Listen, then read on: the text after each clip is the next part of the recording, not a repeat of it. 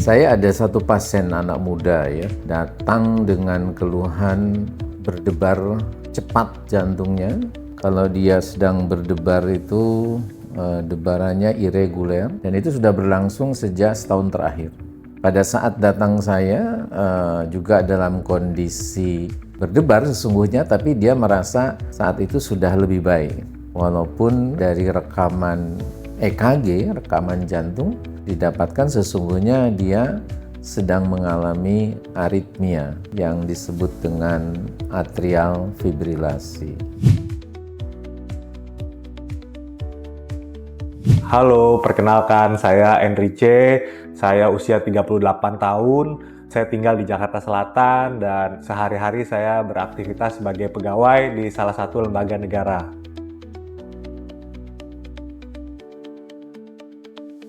Awal mula saya merasa tidak ada gejala dengan kondisi saya saat itu, hanya saja berdasarkan hasil medical check up, ternyata ada gangguan di irama jantung saya atau biasa disebut aritmia. Nah, setelah itu tahun berselang, kondisinya malah sepertinya mengganggu aktivitas dan kualitas hidup saya ya. Jadi di situ ketahuan dari hasil MCU bahwa ada penurunan kualitas pompa jantung pada jantung saya. Dia terus-menerus aritmia, tetapi ada kalanya aritmianya atau atrial fibrilasinya itu menjadi lebih cepat. Pada saat itu dia merasa berdebar dan tidak berdaya. Tapi manakala AF-nya menjadi lebih lambat, dia merasa cukup baik. Walaupun sebetulnya dia tidak betul-betul baik karena masih AF pada saat itu. Saya memutuskan untuk berkonsultasi dengan istri saya yang kebetulan juga berprofesi sebagai dokter untuk mencari dokter spesialis yang tepat untuk menangani keluhan saya. Akhirnya kita memutuskan untuk berobat ke Prof Yoga di Rumah Sakit Siloam TB Simatupang.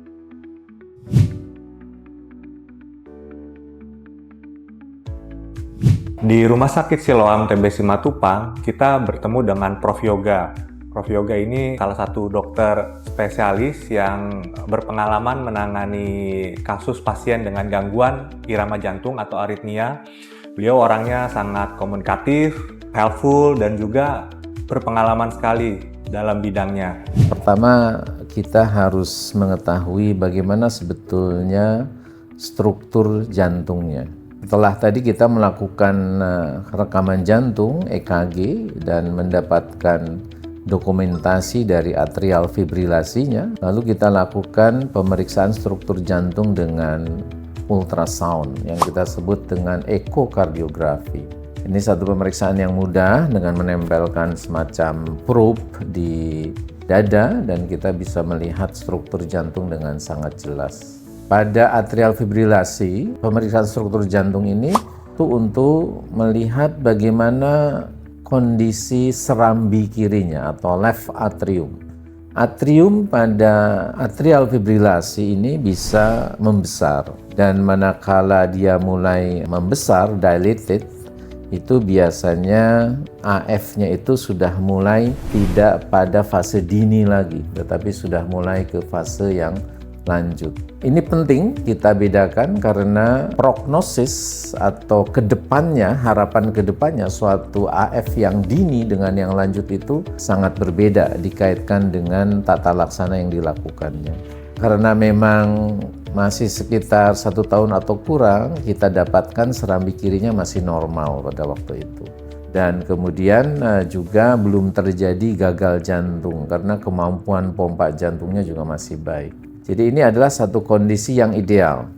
Pasien muda, kemudian early AF atau AF yang dini dengan pompa jantung yang bagus, sangat simptomatik, bolak-balik mengeluh. Bahkan ketika tidak mengeluh juga sebetulnya dia AF. Nah ini satu AF yang dini.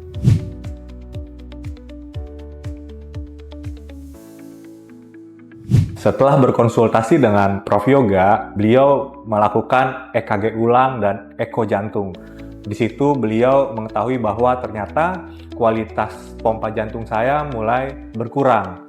Oleh karena itu, setelah konsultasi, saya berdiskusi dengan keluarga dan juga istri saya untuk meminta persetujuan terkait tindakan ablasi untuk jantung saya ini.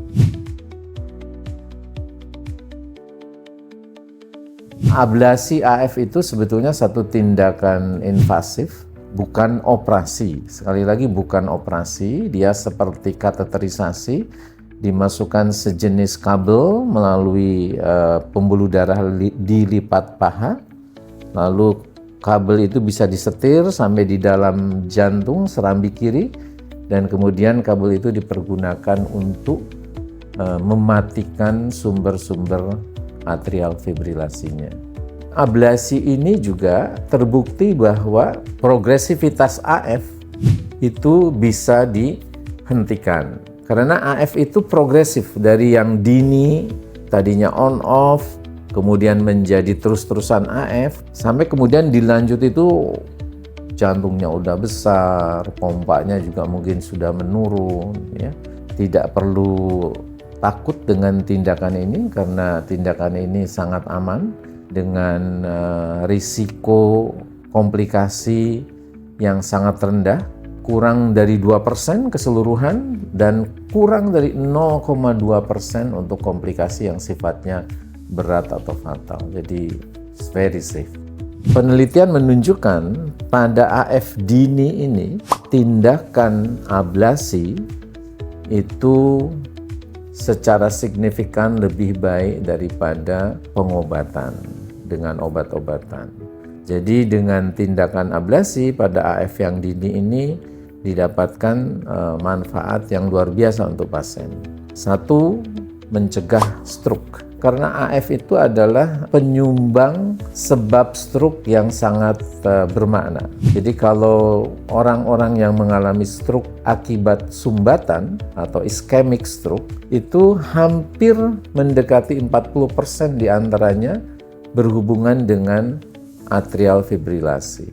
Nah, makanya ketika atrial fibrilasi ini diatasi dengan ablasi pada AF yang dini tadi, dia bisa mencegah stroke. Kedua, survival rate meningkat. Jadi harapan hidupnya lebih baik dibandingkan orang yang diobati dengan obat. Dan ketiga adalah quality of life yang lebih baik. Secara evidence juga terbukti bahwa kalau ablasi ini dilakukan pada fase yang lanjut, 3 manfaat tadi tidak didapatkan lagi. Nah, oleh karena itu menjadi penting tadi. Di awal tadi saya katakan membedakan AF yang dini dengan yang lanjut dan melakukan tindakan segera pada AF yang dini. Penelitian menunjukkan bahwa first line AF ablation paling tidak ada 6 clinical trial yang mengatakan lebih baik secara signifikan dibandingkan dengan obat.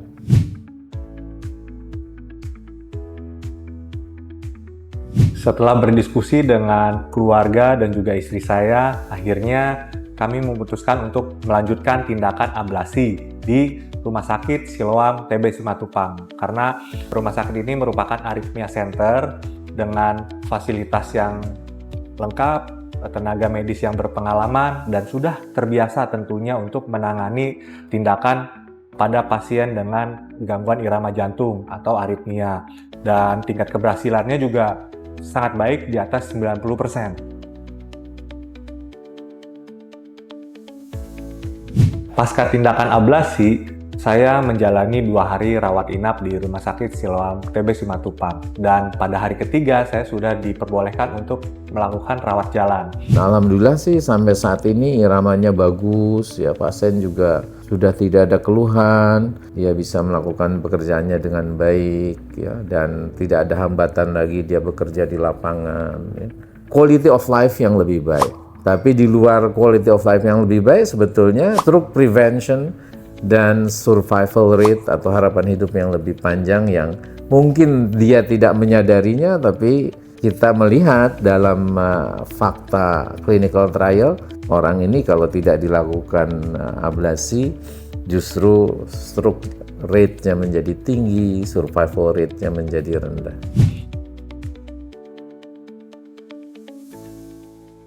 Kondisi fisik saya saat ini menjadi lebih baik dibandingkan sebelumnya karena tidak mudah lelah, lebih berkualitas dalam beristirahat, dan juga lebih bersemangat dalam melakukan aktivitas sehari-hari.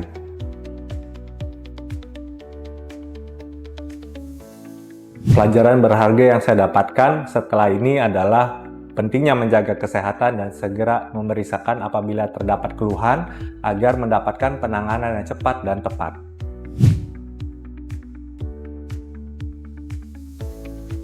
Keluhan berdebar itu jangan dianggap sepele. Kalau ada berdebar yang nggak ada sebabnya tiba-tiba dirasakan, ini adalah satu petanda sebetulnya. Ada sesuatu yang membutuhkan perhatian dari jantung kita.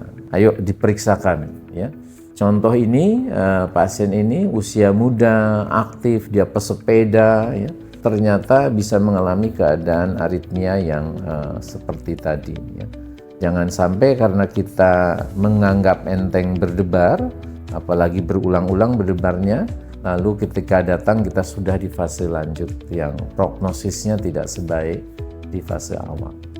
Pesan saya untuk orang-orang yang memiliki keluhan serupa, segera konsultasikan ke dokter dan percaya untuk melakukan tindakan ablasi. Karena setelah saya menjalaninya, tidak semenyeramkan itu dan gangguan irama jantung ini bisa sembuh. Jadi, tetap semangat!